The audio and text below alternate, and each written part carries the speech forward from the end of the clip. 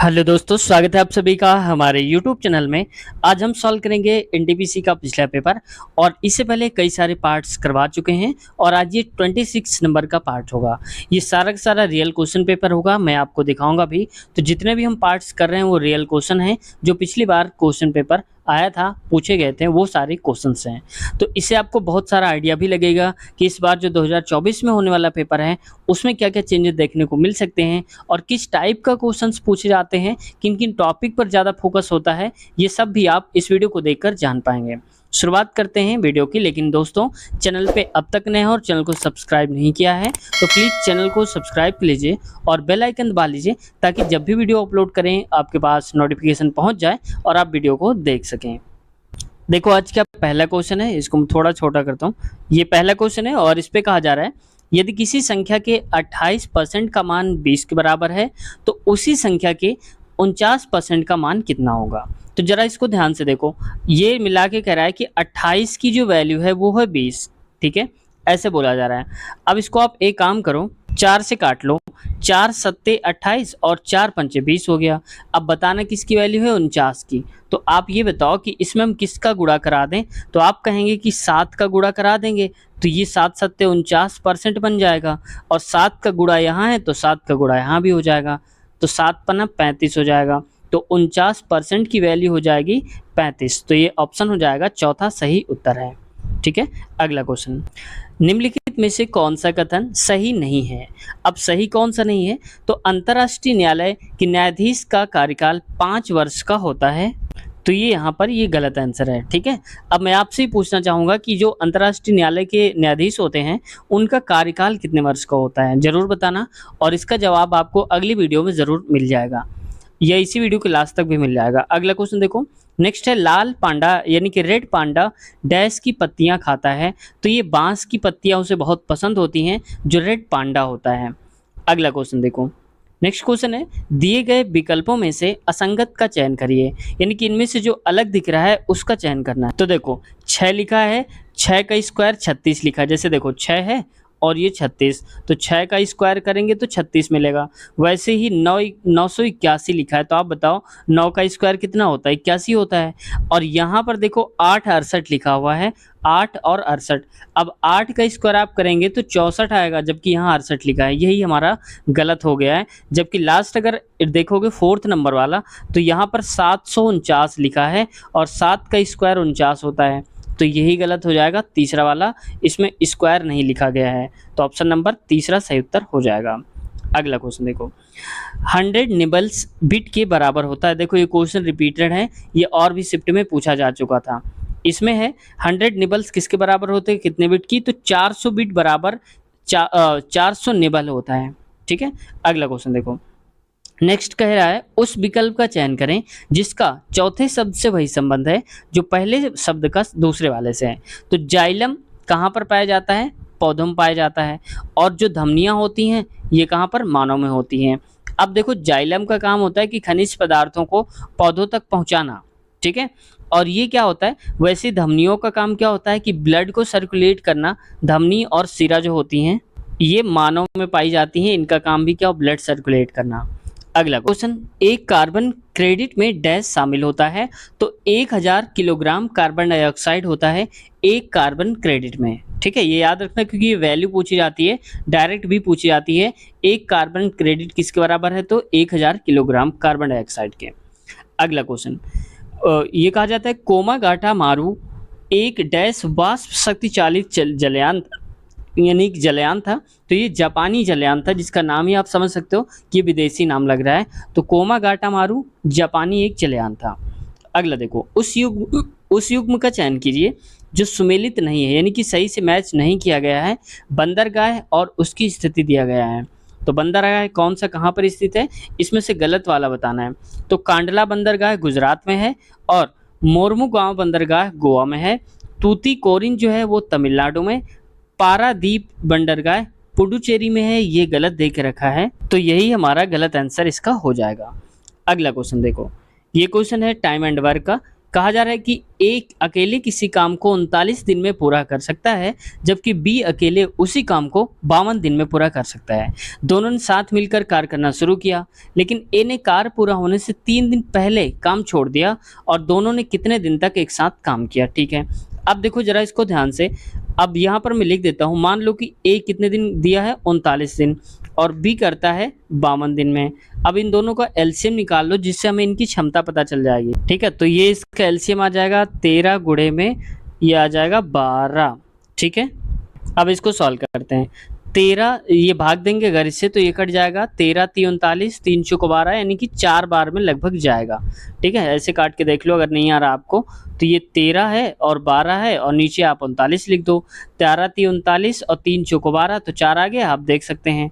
अब आगे देखो अगला, इसमें 52 लिखा है, तो 13 × 52 4 बार में जाएगा, या आप ऐसे फिर भी कर लो अगर नहीं आ रहा तो 12 और 52, तो 13 × 52 और 4 × 3 = 12, ये आ जाएगा 3। ठीक है, अब आगे देखते हैं, इसको पहले हटा देता हूँ फिर आगे लिखता हूँ 3। ठीक है, आप ऐसे भी कर लेना, इसलिए मैं आपको समझा रहा हूँ, इसीलिए मल्टीप्लाई नहीं करा था। अब देखो कह रहा है कि कार्य पूरा होने से 3 दिन पहले काम छोड़ देता है, कौन? ए छोड़ देता है। अब ये बताओ कि ए की क्षमता कितनी है? ए की क्षमता है 4 और 3 दिन पहले काम छोड़ रहा है। अगर ना छोड़ता तो कितना काम और करके देता? तो ये कर देता 4 गुणे में 3, 12 काम और काम करके देता।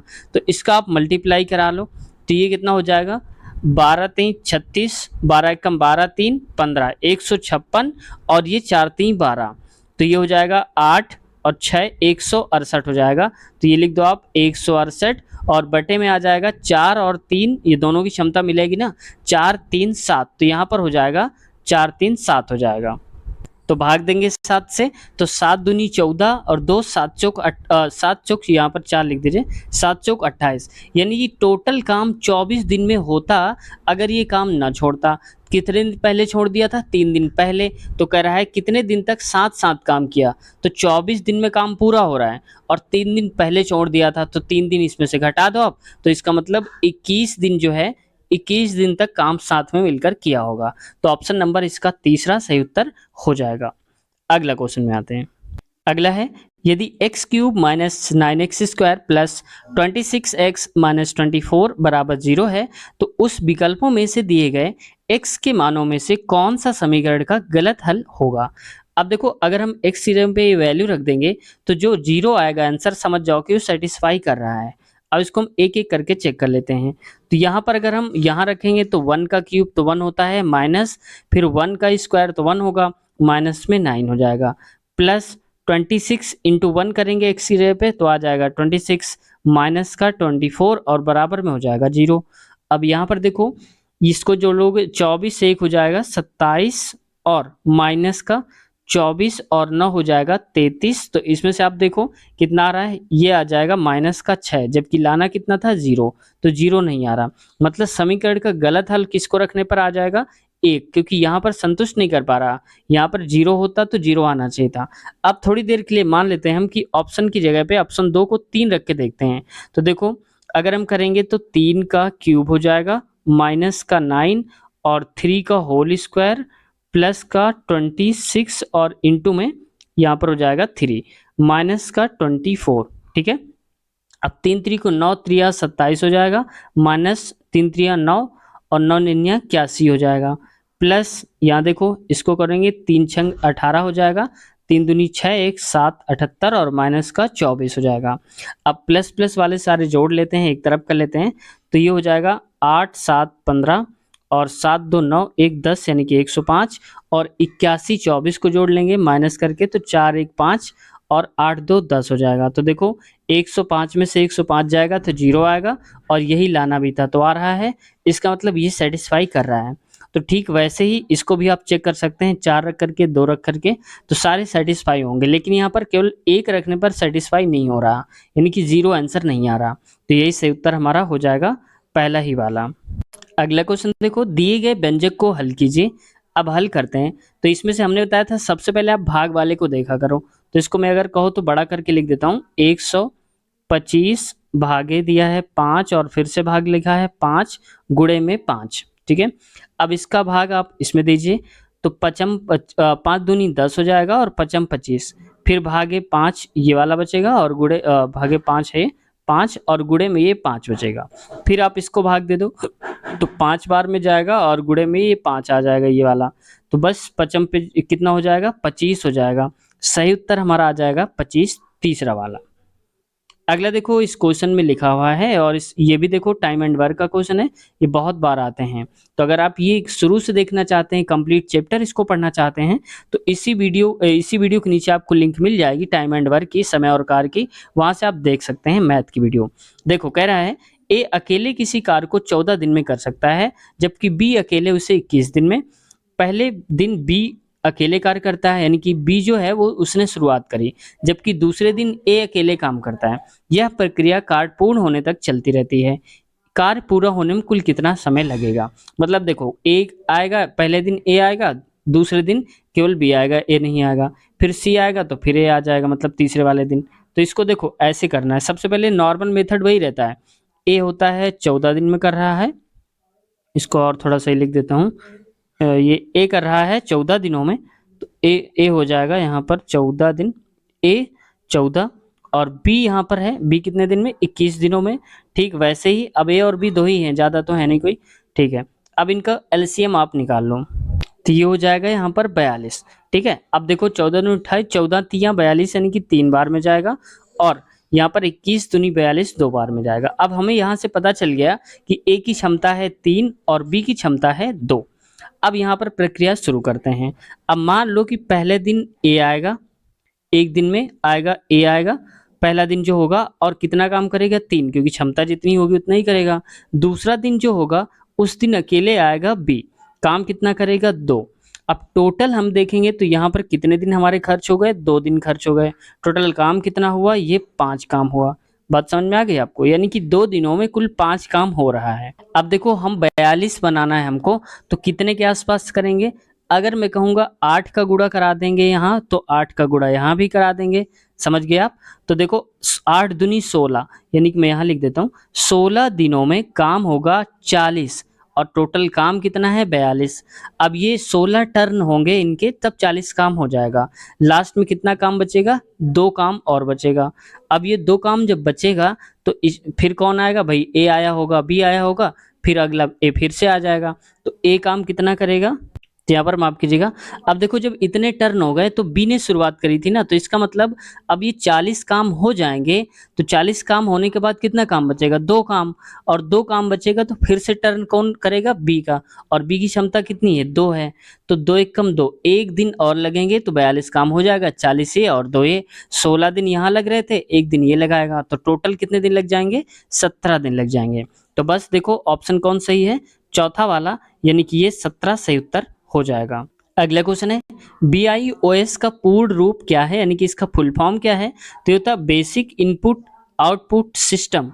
तो बी से basic, I input, O output, S system, basic input output system.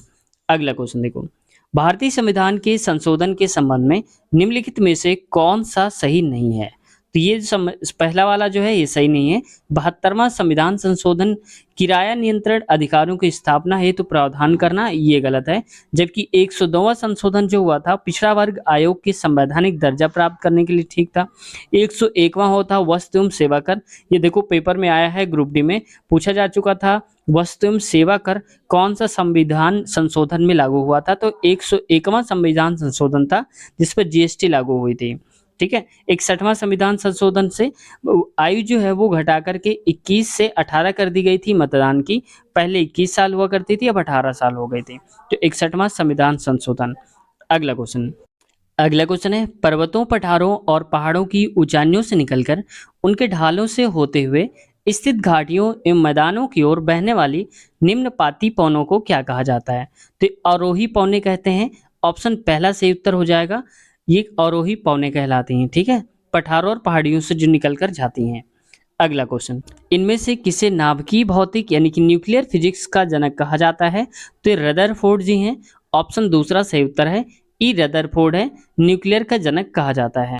अगला क्वेश्चन है निम्नलिखित 4 विकल्पों में से शब्दों के असंगत समूह का चयन करिए।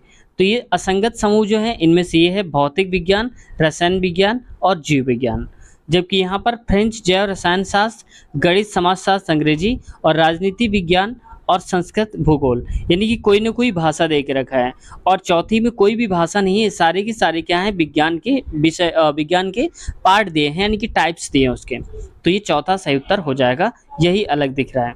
अगला क्वेश्चन, 3/8 और 9/20 तथा 15/16 का लघुत्तम समापवर्तक ज्ञात करिए। तो देखो, जब कभी भिन्न में आ जाए दोस्तों, तो हम लघुत्तम समापवर्तक जब पूछा जाएगा तो अंश जितने भी हैं, जैसे 3, 9 और 15, इनका हम लघुत्तम निकालेंगे यानी कि लासा, और नीचे वालों का यानी कि हरों का मासा निकालते हैं। लेकिन अगर ये पूछ लिया जाए कहीं पर कि मासा क्या होगा, तो ऊपर वालों का मासा निकालेंगे और नीचे वालों का यानी कि हर का लासा निकालेंगे।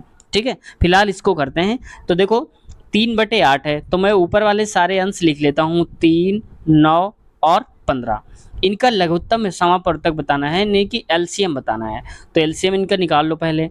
अगर मैं 3 से काटूंगा तो 3 एक कम, 3 त्रिको और 3 बचे, तो अब 3 आएगा, फिर इसके बाद 5 आएगा क्योंकि ये सब कट जाएंगे। तो 3 त्रिको 9, 9 पन्ना 45, तो यहाँ पर आ जाएगा 45 क्योंकि एलसीएम आया। अब हमने बोला कि नीचे वालों का एचसीएफ निकालेंगे, तो इनमें से देखो बड़ा से बड़ा ऐसा नंबर कौन सा है जो कॉमन है, तो हम कहेंगे 8 में से 4 कॉमन है, क्योंकि 8 जब कॉमन लेंगे तो 16 तो आ जाएगा लेकिन 20 नहीं आएगा। तो इससे छोटा क्या हुआ, 4, 4 दूनी 8, 4 पंचे 20 और 4 चौको 16, यानी कि 4 आ जाएगा।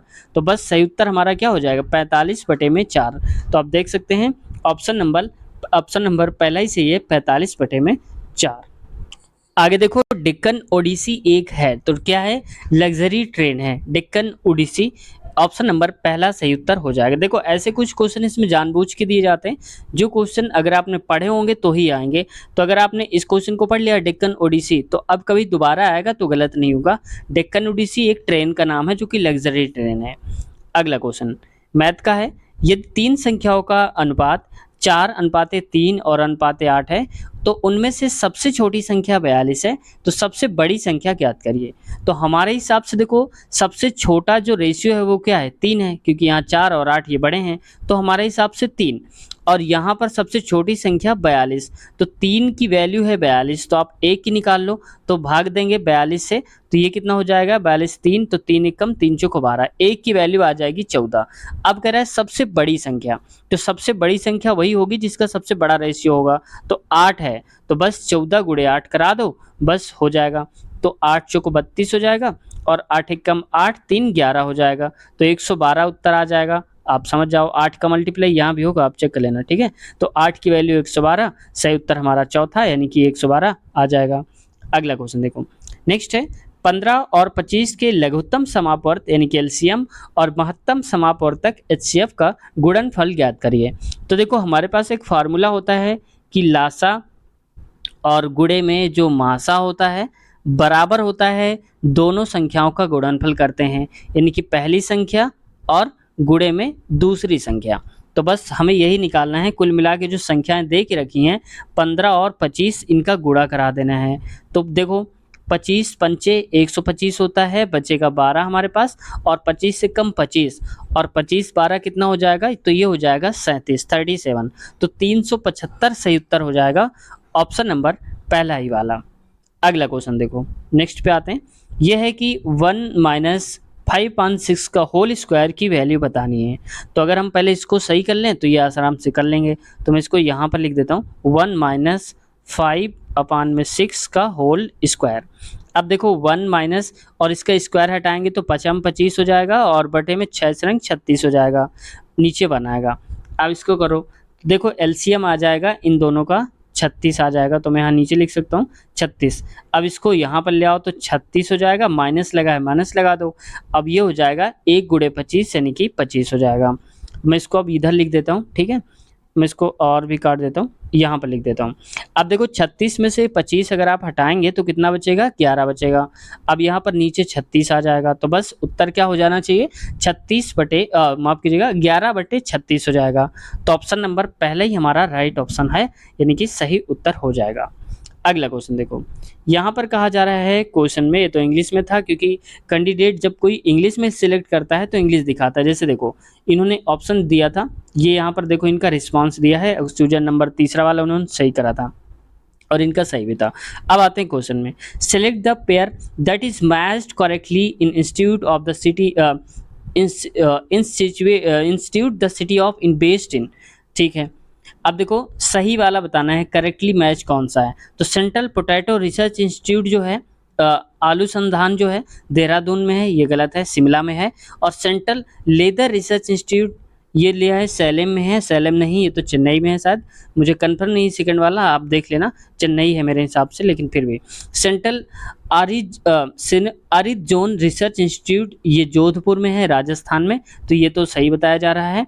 और अगला है सेंट्रल ड्रग रिसर्च इंस्टीट्यूट, ये कानपुर में नहीं है, कानपुर में नहीं है, ये है लखनऊ में।